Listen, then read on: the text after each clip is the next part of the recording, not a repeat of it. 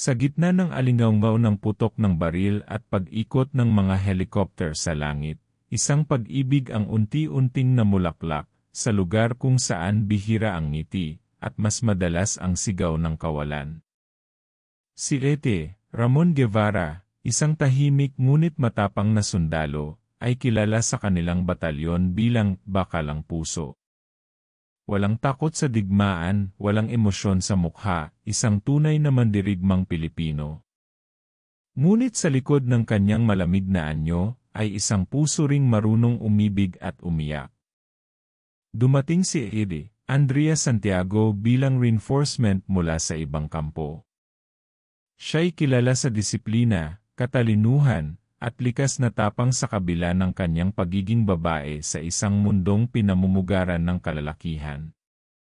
Nang unang beses na nagkita sina Ramon at Andrea, ay walang bati, walang kindat, tanging isang tingin lang. Pero sapat na ang isang tingin para magising ang isang damdaming matagal nang natutulog. Sa bawat misyon, magkasama sila. Laban sa mga rebelde, sa mga terorista, sa kabubatan na walang hanggan, nasa likod niya si Andrea. At si Ramon, palaging nasa harap upang siya'y protektahan.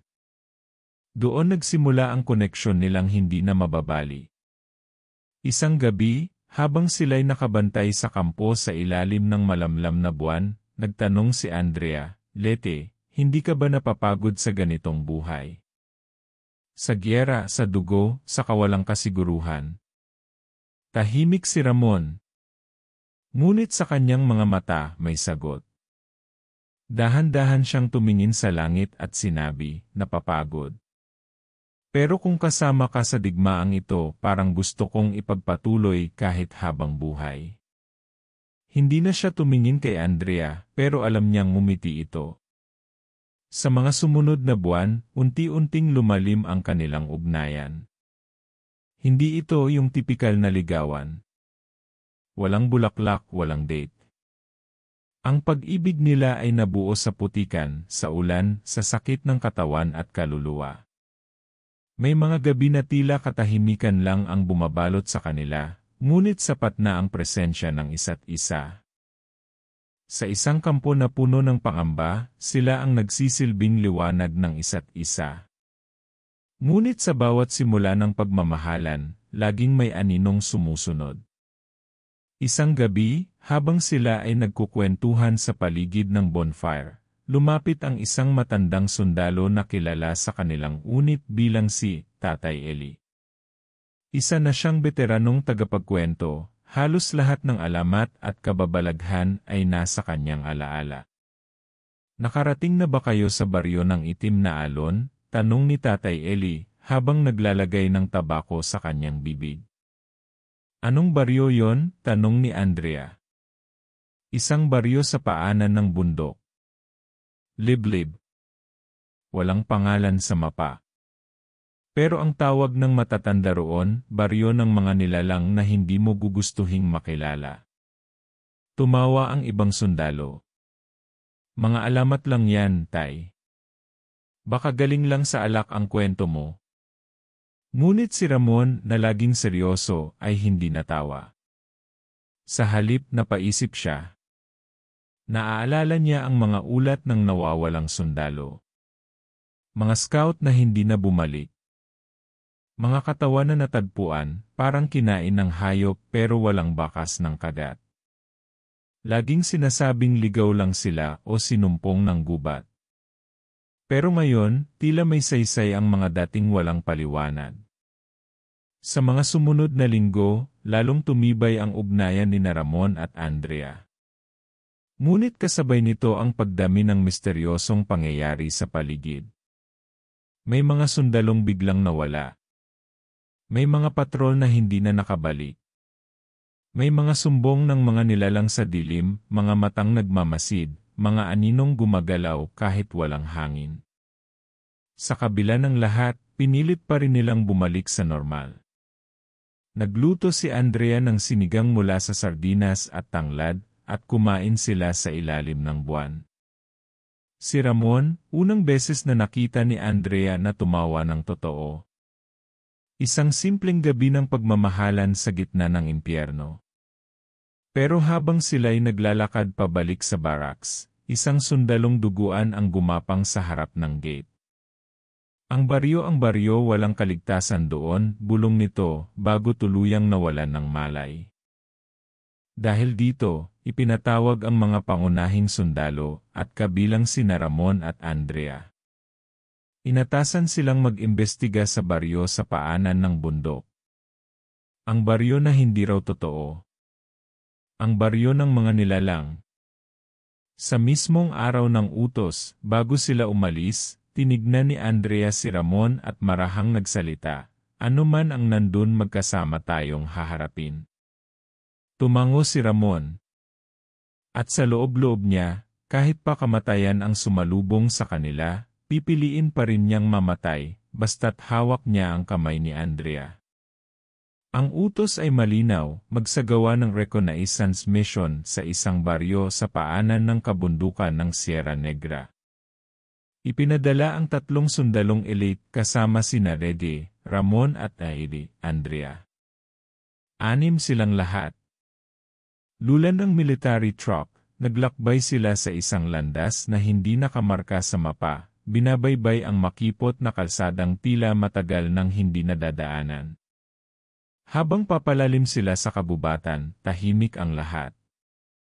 Ang mga punong kahoy ay parang nakamasid, ang hangin ay malamig at tila may daladalang mensahe ng babala. Si Sira, Jomar, isa sa mga kasama nila, ang unang bumasag sa katahimikan. Sigurado ba kayong totoo ang baryo na to? Baka multo lang ng mapa. Hindi multo ang mga katawan ng sundalong natagpuan, sagot ni Andrea, habang nakatitig sa harap. Sa bawat kilometro ng kanilang paglalakbay, unti-unti silang nawalan ng signal. Maging ang kanilang military radio ay nagsimulang static. Lalong tumindi ang kaba ng bawat isa. Sa bandang hapon, lumamlam ang liwanag, tila mas mabilis dumilim sa lugar na iyon. Pagsapit ng gabi, narating nila ang isang arko na gawa sa kahoy at lubid, may ukit ng sinaunang baybayin na hindi nila maintindihan. Sa likod ng arko, ang baryo. Tahimik. Walang tunog ng tao. Tanging kaluskos ng mga dahon at tila impit na mga huni ng hayop ang naririnig. Sa kanilang pagkabigla, biglang lumabas mula sa mga kubo ang ilang taga-baryo. Mabagal ang kilos, tila galing sa pagkakasilip. May ngiti sa labi pero malamlam ang mga mata. Maligayang pagdating, mga sundalo, bati ng isang matandang babae na may puting-puting buhok at puting damit. Matagal na namin kayo hinihintay. Nagkatinginan sina Ramon at Andrea. Paano nila nalaman na darating sila, kung wala namang radyo o anunsyo? Pansamantalang nanirahan ang grupo sa isang bakanteng kubo na inilaan ng mga taga-baryo. Malinis, maayos masyadong maayos, na para bang bago lang nilinis at inihanda. Habang pinagmamasdan ni Andrea ang paligid mula sa bintana, napansin niya ang mga bata sa kalsada. Nakaupo lang. Nakatingin sa kanilang kubo. Walang kibo. Parang estatwa. Sa loob ng unang gabi, napansin nilang walang alingas-ngas sa baryo. Walang sigawan, walang iyakan ng bata, walang ingay mula sa mga hayop. Parang lahat ay kontrolado. Parang may sinusundang ritmo ang buong lugar. Pagkalipas ng ilang oras, may narinig si Ramon sa labas. Mahihinang yabag. Boses ng babae, parang umaawit. Sumilip siya, wala. Ngunit pagbalik niya sa higaan, nakita niyang si Andrea ay pawis na pawis, kagat ang labi, parang binabangungot. Nilapitan niya ito at tinapik. Andrea, gising, bulong niya. Biglang dumilat ang mata ni Andrea, dilaw. Isang segundo lang. Pagkatapos ay bumalik sa normal. Hiningal siya at parang wala sa sarili. Ano yon? Tanong niya. Akala ko nasa gitna ako ng kagubatan, may mga matang sumusunod sa akin, hindi na sila nakatulog. Kinabukasan, nagpasya silang magsagawa ng pag-ikot sa baryo. Ang baryo ay tila malaki, pero habang lumalakad sila, pakiramdam nila ay paikot-ikot lang sila sa parehong lugar. Parang may hindi nakikitang puwersa na naglilihis sa direksyon nila. Sinubukan nilang markahan ang mga puno, pero nawawala ang mga marka sa tuwing babalikan. Isang araw, nakausap ni Ramon ang isang batang babae na palaging nakatambay sa harap ng kubo nila. Tinawag niyang Mika. "Anong pangalan ng baryong to?" tanong niya. Tahimik si Mika. Tumitig lang sa kanya. Maya-maya, bumulong, "Hindi mo pwedeng malaman. Kung alam mo hindi ka na makakaalis." Napatigil si Ramon. Pati ang batang babae, biglang tumayo at tumakbo papalayo. Naiwan siyang nanginginig sa sagot nito. Kinagabihan, nagsimula na ring magbago ang mga kasama nila. Si Kira, Jomar ay hindi na nagsasalita. Si Ese, Greg ay nakita nilang tulala sa harap ng salamin, paulit-ulit na sinasabi, "Hindi tayo makakaalis. Wala nang pabalik." Hindi na nila ito maistorbo. Naging parang wala sa sarili. Sa kalagitnaan ng gabi, nagising si Andrea sa isang tunog, parang may humahaplos sa bubong ng kanilang kubo. Nang sumilip siya, nakita niya ang isang nilalang sa bubong. Mahaba ang buhok, nakatuwad, at ang mga kuko ay parang matatalas na bakal. Bago pa siya makasigaw, biglang nawala ito. Dito na nagsimula ang tunay na pagdududa nila. Hindi ito ordinaryong baryo. May nilalang dito na hindi tao. May kasaysayang hindi sinasabi ng mga nakangiting mukha. Sa huling araw ng kanilang pananatili, napagdesisyonan ni Ramon at Andrea na tumakas. Ngunit nang subukan nilang bumalik sa pinanggalingan nilang daan, ang dating arko ng baryo ay wala na. Ang gubat nagsara. Sa huling eksenang ito, habang nakaupo sila sa gilid ng ilog, si Andrea ay napahawak sa kanyang leg. May sugat siya, 3 manipis na guhit. At si Ramon, habang tinitignan ito, ay naramdaman ang malamig na hininga sa kanyang batok. Pagkatapos ng mga kababalaghang naranasan ni Reggie, Ramon at Lady Andrea, lalong humigpit ang tensyon sa baryo. Sa labas, nananatiling tahimik ang paligid. Pero sa loob ng bawat kubo at sa likod ng bawat ngiti ng taga-baryo, may nagkukubling panganib, isang uri ng katahimikan na hindi mapagkakatiwalaan. Habang ang mga sundalo ay pilit pa ring nagpapanggap na mga bisita lang sa baryo, unti-unti nilang napapansin ang mga kakaibang bagay. Si Kira, Jomar, na dating masayahin at palabiro, ay halos hindi na nagsasalita. Tuwing tinatanong siya, hindi siya sumasagot. Tumatango lang at tila nawawala sa sarili. Isang gabi, nahuli siya ni Andrea na nakatayo sa gitna ng gubat, nakatingala, at paulit-ulit na binubulong, "Lalapit sila ngayong gabi, wag kang kikilos, wag kang kikilos." Noong kinausap nila ito, tila hindi na siya si Jomar. Wala na sa kanyang mga mata ang dating buhay. Habang lumalalim ang gabi, lalong dumarami ang mga hindi maipaliwanag na karanasan. Isang gabi, habang nagbabantay si Ramon sa labas ng kanilang kubo, may nakita siyang aninong dumaan sa likuran ng isang bahay. Sinundan niya ito, dala ang kanyang baril. Ngunit pagdating niya sa likod, wala na ang anino, at mas nakakatakot, walang kahit anong bakas ng paa. Walang yapak, walang galaw ng mga dahon. Tila hangin lamang ang dumaan o isang bagay na mas masahol. Pagbalik niya, nakita niyang bukas ang pinto ng kubo nila. Sa loob, wala si Andrea. Nataranta siya. Tinawag niya ito, umiikot sa buong baryo.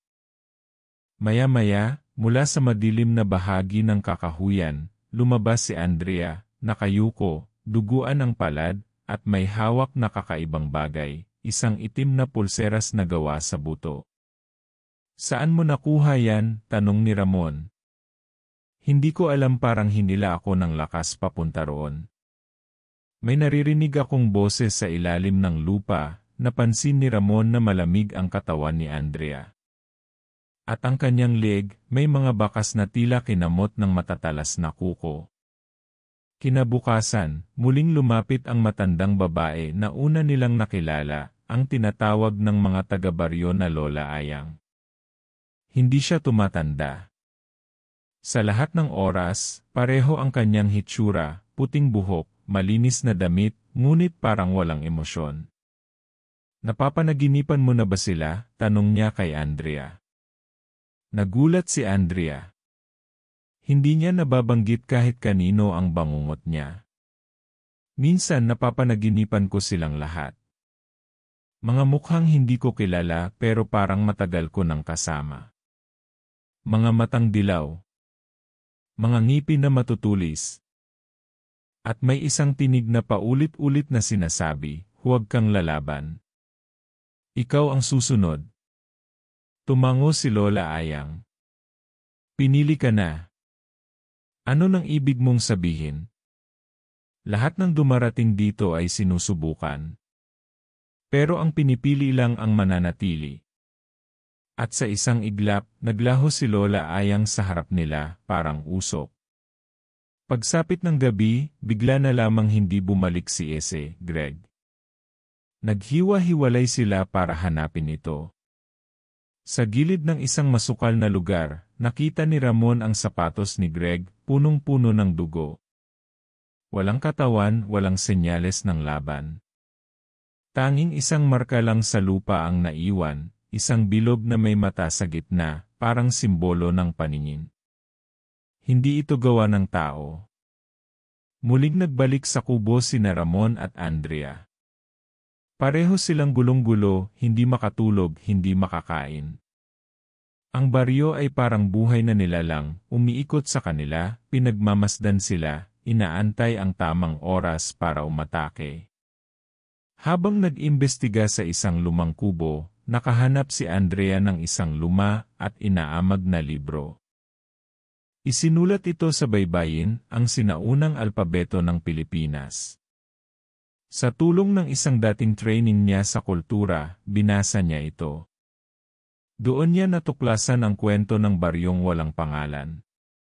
Sa bawat 3 buwan, ang mga nilalang ng dilim ay bumabangon mula sa ilalim ng lupa upang maghanda ng pagdiriwang ng dugo. Ang napiling panauhin ay isasalina ng lakas. Ngunit sa pagbigay ng kapangyarihan, siya'y magiging isa sa kanila. Tumayo ang balahibo nila. Ritual ng gabi sa huling gabi ng 3 linggo, napansin nila na wala ang karamihan sa mga taga-baryo. Ang mga bata, matatanda, pati hayop ay nawala. Ang paligid ay nilamon ng katahimikan at puting usok na sumisingaw mula sa lupa. Dumungaw sila mula sa itaas ng burol at nakita nila ang isang ritual sa gitna ng gubat. Mga nilalang na hindi na mukhang tao. Mahahabang kuko. Baluktot na katawan. Lumulutang. Sumasayaw sa apoy. At sa gitna ng ritual ay isang lalaking nakapiring, si Jomar. Hindi na siya ang dati. Pinipigilan siyang makatakas. Isang aswang ang humalik sa kanyang noo, at dahan-dahang tumagos ang mga kuko nito sa kanyang balat. Sumigaw si Andrea. Ngunit napakapit si Ramon sa kanya. Hindi pa natin kayang makialam. Kailangan nating mabuhay. At mula sa dilim, may mga matang nakatingin sa kanila.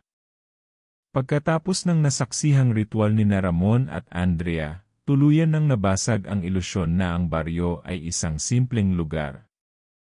Hindi ito simpleng misyon. Isa itong bitag at isa-isang nahuhulog ang mga kasama nila.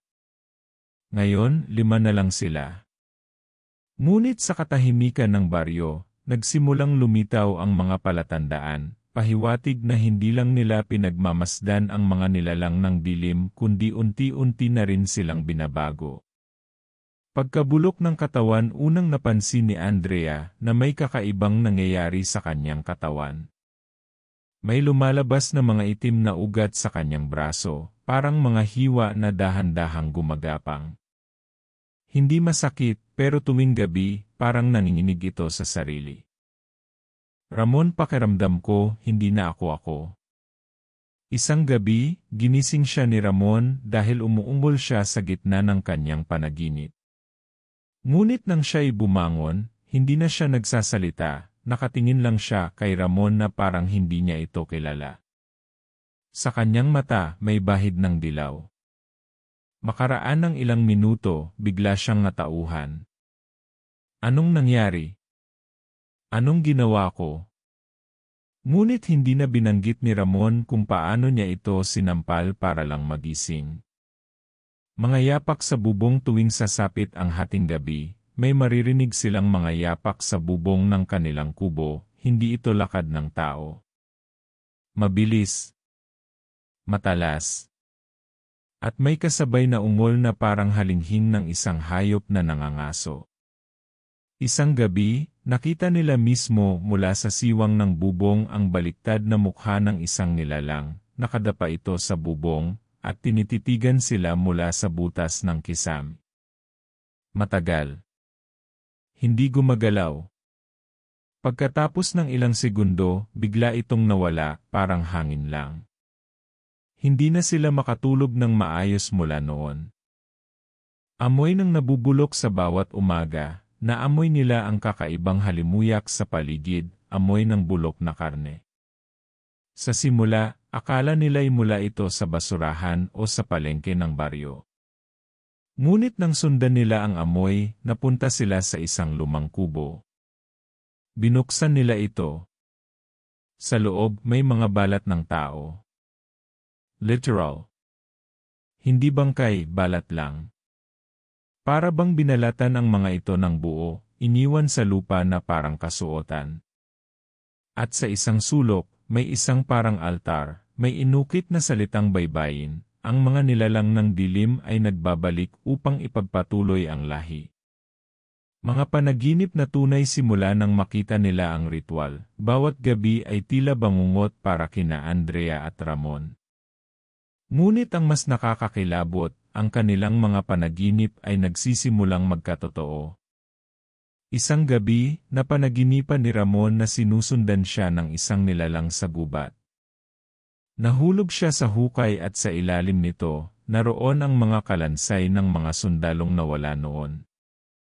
Isa sa mga bungo ay biglang dumilat. Pagkagising niya, basang-basa ng pawis ang kanyang katawan. Ngunit sa aktual nilang pag-ikot kinabukasan, nakita nila ang eksaktong hukay. At sa ilalim nito naroon nga ang mga kalansay. Eksaktong tulad ng kanyang panaginip. Hindi na lang ito psychological trauma. May koneksyon na sila sa lugar na ito. Pagbabago ng baryo, ang baryo na dati simple ay nagbabago rin. Ang mga bahay ay parang tumatanda sa bawat gabi. Ang mga dingding ay nilalamon ng amag. Ang mga poste ay tumitingkad sa pula tuwing dapit hapon. At ang mga taga-baryo hindi na naglalakad. Lumulutang. Hindi hayagan, pero malinaw sa gilid ng paningin ni Andrea. May isang beses, sinundan niya ang isang batang lalaki na naglalakad papunta sa gubat. Ngunit nang lumapit siya, napansin niyang hindi tumutuntong sa lupa ang paa nito, lumulutang ng bahagya. At sa kanyang likod, narinig niya ang boses ni Lola Ayang. Masasanay ka rin. Kapag tinanggap mo na. Tatak ng pagpili isang umaga, habang naliligo si Andrea sa ilog, napansin ni Ramon ang kakaibang marka sa kanyang batok, isang bilog na may mata sa gitna. Tulad ng simbolong nakita nila sa lupa noong mawala si Greg. Andrea, alam mo ba na may marka ka? Nang hawakan ni Andrea ang kanyang batok, parang nasunog siya. Mainit para akong sinusunog sa loob, tumakbo sila pabalik sa kubo, at sa pamamagitan ng salamin, nakita ni Andrea ang marka, kumikislap sa dilaw. Iisa ang ibig sabihin nito. Siya ang pinili. Mga mata sa gabi tuwing magdidilim, hindi na sila naglalabas. Ngunit kahit sa loob ng kubo, pakiramdam nila'y hindi sila ligtas. Minsang sumilip si Ramon sa bintana, may nakita siyang 10 pares ng mata sa dilim, nakapalibot sa bahay nila. Hindi kumikibo. Nakatingin lang. Parang naghihintay ng senyas para umatake. Pinatay niya ang ilaw. Niyakap si Andrea. Wala silang sinabi. Pareho nilang alam wala nang ligtas sa lugar na ito. Huling babala bago matapos ang 2 linggo, natagpuan nila sa ilalim ng kanilang higaan ang isang lumang papel, sulat kamay, sa Tagalog na lumang estilo. Kung hindi mo kayang talunin ang dilim, yakapin mo ito. Dahil sa dulo ng lahat ng ito, hindi kayo ang pipili. Sila ang may huling salita. Pareho silang natahimik. Simula noon, tumigil ang mga ritual. Tahimik ang gabi. Habang lumalalim ang misteryo at panganib sa baryo, lalong nagiging mahalaga para kina Ramon at Andrea na maintindihan kung ano talaga ang baryo na ito at bakit sila ang napili. Sa mga panaginip ni Andrea, patuloy ang paglitaw ng isang mutya, isang makinang na bato na kulay luntian na may hugis luha. Sa bawat panaginip, humahawak siya rito, at sa sandaling iyon, nararamdaman niyang lumalakas siya ngunit may kapalit, nagiging mapusok, marahas, at hindi siya sigurado kung tao pa ba siya. Ang aklat ng ancestral na karunungan, binalikan nila ang lumang aklat na nakuha ni Andrea, at sa masusing pagsasalin, natagpuan nila ang isang bahagi tungkol sa tinatawag na mutya ng tikbalang. Isang batong sagrado na nagbibigay ng kapangyarihan sa sinumang makakuha nito, ngunit kasabay ng lakas ay ang pagkalas sa pagiging tao. Ang sinumang hawak ng mutya ay dinasakop ng batas ng langit at lupa. Siya'y magiging tulay sa pagitan ng dilim at liwanag. Doon nila napagtanto, hindi aksidente ang pagdating nila sa baryo. Ang baryong itinatago ng mapa sa tulong ng luma at kupas na mapa mula sa headquarters. Nalaman ni Ramon na wala ang baryo sa opisyal na listahan ng mga barangay ng lalawigan. Wala sa census. Wala sa records. At ang mga report tungkol dito ay paulit-ulit na nawawala sa military archives. Dahil dito, bumalik ang isang lumang hinala, ang baryo ay isang getaway o daanang dimensyonal, isang lugar na nasa pagitan ng ating mundo at ng ilang nilalang na matagal nang itinatago ng katutubong paniniwala. Ang halimaw sa gubat habang sinusubukang lisanin ang baryo sa pamamagitan ng bundok, hinarang sila ng isang nilalang na kalahating tao, kalahating kabayo, isang tikbalang. Hindi ito tulad ng mga kwento. Ang itsura nito ay maringal, matangkad, at tila may bitbit na aura ng matandang diwata. Ngunit ang mga mata nito ay walang kulay, at ang boses ay tumatago sa utak. Bakit niyo hinahanap ang mutya? Tahimik sina Ramon at Andrea. Sapagkat ito na lang ang makakapigil sa kanila, sagot ni Andrea sa wakas. Tumango ang tikbalang. Tila matagal na siyang nag-aabang ng taong may lakas ng loob para gamitin ito hindi para sa sarili, kundi para pumigil sa kasamaan. Ang ritual ng pagkakaisa, dinala sila ng tikbalang sa isang lihim na yungib sa ilalim ng baryo, kung saan naganap ang isang sinaunang ritual, ang pagbibigay ng mutya sa isang tao. Ngunit isa lang sa kanila ang pwedeng tumanggap. Isa lang ang pwedeng maging tagapagsalo ng lakas nito. Ngunit may babala, ang tatanggap ng mutya ay hindi na babalik sa pagiging ganap na tao. At sa oras na magbago siya, maaari rin siyang sumanib sa kadiliman kung siya'y magkulang. Napatingin si Ramon kay Andrea. Tumango siya. Ako ang tatanggap. Binigay ng tikbalang ang mutya sa kanyang kamay. Sa oras na mahawakan niya ito, isang liwanag ang bumalot kay Andrea. Lumutang siya, at sa sandaling iyon, nakita ni Ramon ang itsura niya, hindi na siya simpleng babae. Maitim ang kanyang mga mata. Kumikinang ang balat. At ang kanyang katawan ay sumingaw ng enerhiyang parang usok. Ang lakas na hindi galing sa tao, bumalik sila sa baryo matapos ang ritual. Ngunit hindi na sila tinanggap bilang bisita.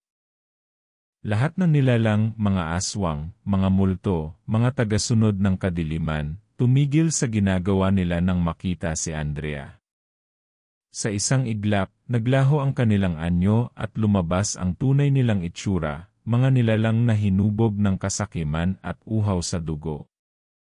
Ang mutya ay bumalik, sabi ng isang lalaking walang balat ang mukha. Pero hindi namin ito ibinigay. Ngunit wala na silang kapangyarihan. Si Andrea ang bagong tagapagdala ng mutya. Ang unang pag-atake sa unang gabi ng kanyang kapangyarihan, nilusob ng mga nilalang ng dilim ang baryo. Ngunit sa gitna ng apoy at sigawan, si Andrea ay lumaban. Lumipad siya sa air. Sa kanyang mga palad lumabas ang liwanag na parang apoy ng araw. Sa bawat galaw niya, natutunaw ang balat ng mga nilalang. Ngunit hindi ito madaling laban. Sa bawat halimaw na kanyang pinapatay, unti-unti rin siyang nababahira ng dilim. Pagpili sa gitna ng dalawang mundo pagkatapos ng madugong engkwentro, muling bumalik ang tikbalang. Andrea, kailangan mong pumili. Mananatili ka bang tagapagdala ng mutya, at habang buhay na mabubuhay sa pagitan ng dilim at liwanag o isasakripisyo mo ang kapangyarihan at isasama ang baryo sa iyong paglaho? Matagal ang katahimikan. Tumulo ang luha ni Andrea. Isasama ko sila. Tapusin na ang sumpang ito. Pagkawala ng baryo sa huling gabi, tinawag ni Andrea ang lahat ng lakas ng mutya. Nagliwanag ang buong baryo. Nagsimulang magbitak ang lupa. Ang mga bahay ay gumuho. Ang mga nilalang ay nagsisigaw. At si Andrea ay tuluyang naglaho sa gitna ng liwanag. Nang matauhan si Ramon, mag-isa na lang siya. Sa kanyang harapan ay isang kawalan, wala na ang baryo. Tanging ang mutya na lang ang naiwan sa lupa.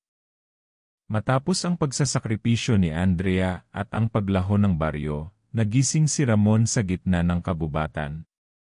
Walang bakas ng mga bahay, walang tunog ng ritual, at higit sa lahat wala na si Andrea. Sa kanyang tabi, naroon ang mutya, makinang pa rin, ngunit tila may lungkot na taglay. Kinuha niya ito, at sa paghawak niya, naramdaman niya ang huling tibok ng puso ni Andrea, isang mensahe sa kanyang isipan, Ram, huwag mong hayaan muling magising ang dilim. Ikaw na ang tagapag-ingat ng liwanag. Pagbabalik sa kampo nakalakad si Ramon ng halos 2 araw bago siya nakita ng mga tauhan mula sa militar. Marumi, pagod, at walang anumang ulat na maayos niyang maibigay. Nasaan ang unit mo? Tanong ng isa sa mga opisyal. Tahimik lang si Ramon. Tiningnan niya ang papel ng misyon. Puting papel. Walang sulat. Walang pangalan ng baryo.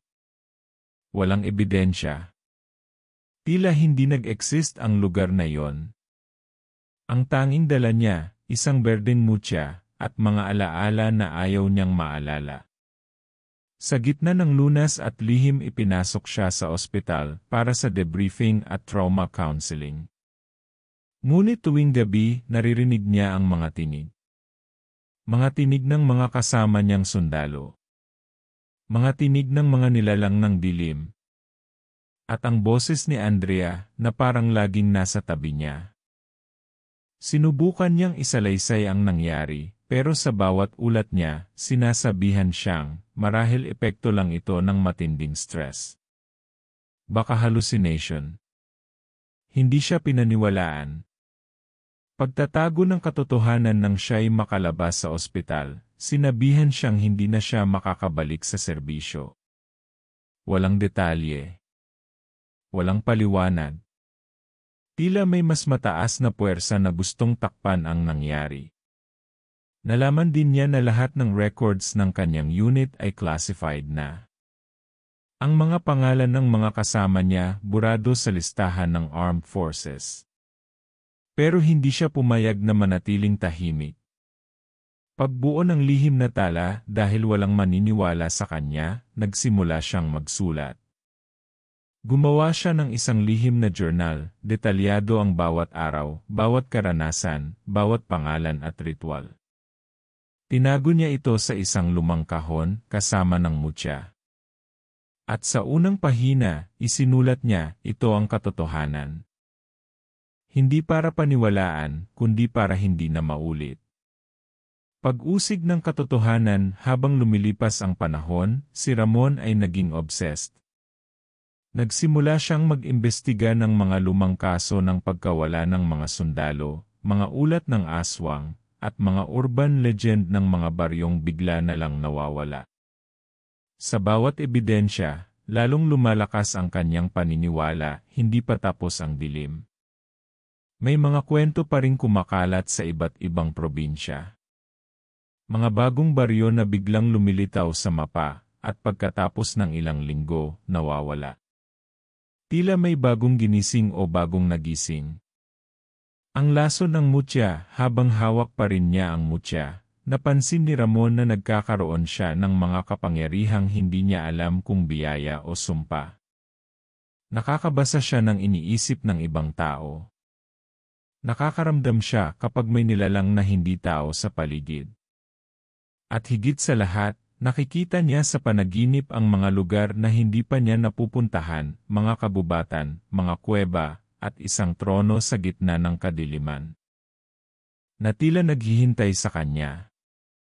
Ang lihim na dokumentaryo gamit ang natitirang koneksyon niya, nagsimula siyang gumawa ng dokumentaryo. Isang e-faceless na serye online tungkol sa mga kwentong aswang, tikbalang, at mutya. Hindi niya sinasabing totoo ang lahat, pero sa pagitan ng kwento at alamat, inilalagay niya ang katotohanan. Sa isang episode, may narinig ang mga viewer na boses sa background na tila humihingi ng tulong. Hindi nila alam boses ni Andrea yon. Ang pamana ni Andrea sa pagtatapos ng kanyang tala, isinulat niya ang huling pahina, kung isang araw, may makahanap ng mutyang ito alalahanin mong hindi ito para sa kapangyarihan. Ito'y isang paalala. Na minsan, may isang taong nag-alay ng kanyang pagkatao para iligtas ang sangkatauhan mula sa dilim. Huwag mo siyang bigin. Itinago ni Ramon ang mutya sa isang lugar na walang makakahanap. At saka siya tuluyang nawala. Lumipas ang ilang taon matapos mawala si Ramon. Walang nakakaalam kung nasaan siya, pero sa mga tagong sulok ng internet, sa mga obscure na forums, at sa mga kwentong usap-usapan sa mga liblib na lugar, nag-iwan siya ng bakas. At ngayon, may bagong bida ang papasok sa eksena. Ang investigador, si Lito Silito, isang young journalist na kilala sa paggawa ng mga expose tungkol sa kababalaghan, ang nakahanap ng isang kakaibang file na nagngangalang Project Baryo ng Walang Bakas. Sa loob ng file ay may coordinates, mapa ng Pilipinas na may mga tinandaan, at mga larawang kuha sa gabi ng infrared camera, may mga anyong nilalang na lumilipad, gumagapang, at hindi maipaliwanag. Lito, na walang kaalam-alam sa kwento ni Ramon at Andrea, ay agad na naging interesado. Unang baryo, San Bartolome. Una niyang pinuntahan ang isang baryo sa bundok ng Aurora na tinatawag na San Bartolome. Wala ito sa Google Maps, ngunit may mga testamento ang matatanda sa kalapitbayan na minsang may baryong iyon, at pagkatapos ng isang bagyo, bigla na lang nawala. Sa gabi, habang ini-interview ang isang lolo, tinuro nito ang gubat, huwag kang pupunta riyan pag walang buwan. Doon bumabalik ang mga di matahimik. Pero siyempre, hindi nakinig si Lito. Kinabukasan, wala na ang lolo. Naiwan lang ang kanyang baston at ang ukit sa kahoy nito, tikbalang. Koneksyon ng mga alamat habang lumalalim ang investigasyon, napansin ni Lito ang pattern. Bawat baryo na nawawala ay laging may isang elemento, pagkawala ng mga tao nang walang bakas. Presensya ng ilog o bundok malapit. Mga kwentong may tikbalang, aswang, o diwata. Isang misteryosong babae na palaging huling nakikitang kasama ng mga sundalo o bisita. Sa huling punto, nagsimulang magtanong si Lito, sino ang misteryosong babaeng ito? Ang lihim na video ni Ramon isang gabi, sa isang forum tungkol sa urban legends, may user na nag-drop ng lumang, zip file na may label, Last Message from the Barrio. Pagkabukas, isang video ang bumungad. Grainy. Static. Pero may boses. Kung pinapanood mo ito, ibig sabihin nagsimula na muli ang ikot. Ang mutya ay naghahanap ng panibagong tagapagdala. Ang nagsasalita si Ramon. Sa huling frame may ES coordinates. Nagtaka si Lito, bakit may bagong lokasyon? At bakit tila nakatingin si Ramon sa kanya, kahit na video ito? Ang baryong lumilitaw tuwing takip silim pumunta si Lito sa lugar. Isang abandonadong lugar sa gitna ng kagubatan ng Mindoro. Walang bahay. Walang daan. Pero pagdating ng dilim, parang unti-unting nabubuo ang isang baryo sa kanyang harapan. Mga aninong bumubuo ng bahay, mga tunog ng kuliglig na tila may ritmo, at isang babae, nakatayo sa harap ng bahay na pawid. Lito, tawag nito. Alam mong matagal na kitang hinihintay. Hindi siya makagalaw. Hindi niya kilala ang babae, pero may nararamdaman siyang koneksyon, tila bahagi siya ng kwentong nagsimula pa bago siya isinilang. Baryong puno ng alaala sa kanyang paglalakad sa baryo, napansin niyang bawat bahay ay may mga larawan sa pader. Ngunit hindi normal ang mga litrato, tila gumagalaw ang mga ito. Mga sundalong parang buhay pa. Isang babae na unti-unting nawawala sa bawat segundo. Mga halimaw sa background. Habang sinusubukan niyang mag-record, napansin niyang walang nare-record sa kanyang kamera. Ang baryo ay hindi bahagi ng ating mundo. Isa itong etyo ng nakaraan. Panibagong banta sa gitna ng baryo, naroon muli ang mutya. Nasa ibabaw ng isang altar. Lumalakas ang liwanag nito habang lumalapit si Lito. Ngunit sa paligid, nagsimula ng gumalaw ang lupa. Mga nilalang na matagal ng tulog ang nagsimulang bumangon, hindi lang mga aswang, kundi mga nilalang na hindi pa nakita kailanman ng tao. At sa pinakatuktok ng burol, isang trono ang bumubuo. Sa trono may isang figura babae. Dumaan ka sa pagsubok, Lito. Ngunit hindi lahat ay kayang humawak ng liwanag. Ang desisyon ni Lito bago matapos ang gabi, binigyan si Lito ng pagpipilian, kunin ang mutya at pigilan ang pagkalat ng dilim, kapalit ng kanyang pagkatao. Lisanin ang baryo, ngunit mawala ang lahat ng ebidensyang nakuha niya. Sa huling eksena ng bahaging ito, tumingin si Lito sa mutya. At tinapos ang recording ng kanyang audio log sa isang simpleng tanong, kung ikaw ang nasa kalagayan ko, pipiliin mo bang maging halimaw, kung ito ang tanging paraan para iligtas ang sangkatauhan? Ang gabing iyon ay kakaiba. Ang buwan ay pula, parang dugo. Sa mga alamat, ito ang tanda ng pagbukas ng pintuan sa pagitan ng daigdig ng tao at mundo ng mga nilalang. Hawak ni Lito ang mutya, nanginginig ang kamay, at sa paligid niya'y unti-unting nabubuhay ang buong baryo. Ngunit hindi ito kagaya ng dati, ito ay baryo ng mga multo, alaala, at nilalang na nananaghili sa katawan ng tao. Pagsasanib ng alaala sa kanyang isip, biglang bumalik ang lahat, ang sakripisyo ni Andrea. Ang pagkawala ni Ramon. Ang mga sundalong nawala sa dilim. Ang baryo na muling binubuo ng Mucha. Sa diwa niya, narinig niya ang boses ni Andrea, kailangan mong tapusin ang sinimulan. Kung hindi mo kayang dalhin ang liwanag, ikaw ang magiging bagong lalagyan ng dilim. Ang huling laban, biglang lumitaw ang mga nilalang, tikbalang na may mata ng apoy, aswang na lumilipad sa kalangitan, at mga aninong naglalakad ng walang tunog. Pero hindi nag-iisa si Lito. Sa paligid, nagsilabasan ang mga espiritu ng mga sundalo. Kasama na roon ang imahe ni Ramon, dala ang kanyang itak, handang labanan ang mga halimaw. Isang sabay-sabay na sigawan, para kay Andrea. Para sa katotohanan. Para sa bayan. Pag-aktibo ng Mucha, hinawakang mahigpit ni Lito ang Mucha. Bigla itong lumiwanag ng sobra, parang araw sa gitna ng gabi. Ang liwanag ay hindi basta ilaw, kundi alaala, lahat ng sakripisyo, pagmamahal, takot, at katotohanan ng nakaraan. At sa gitna ng liwanag, nakita niya ang dalawang nilalang, si Andrea, nakangiti. At ang dating siya isang ordinaryong tao. Ngayon, wala na siyang ordinaryong buhay. Ang kambal na kapalaran, muling humarap ang figurang babae sa kanya. Ito ang nilalang na dating katawan ni Andrea, ngayon, nilamon na ng kadiliman. Ang Mucha ay may dalawang anyo. Isa para sa liwanag at isa para sa dilim. Pipili ka. Hindi mo ito matatakasan.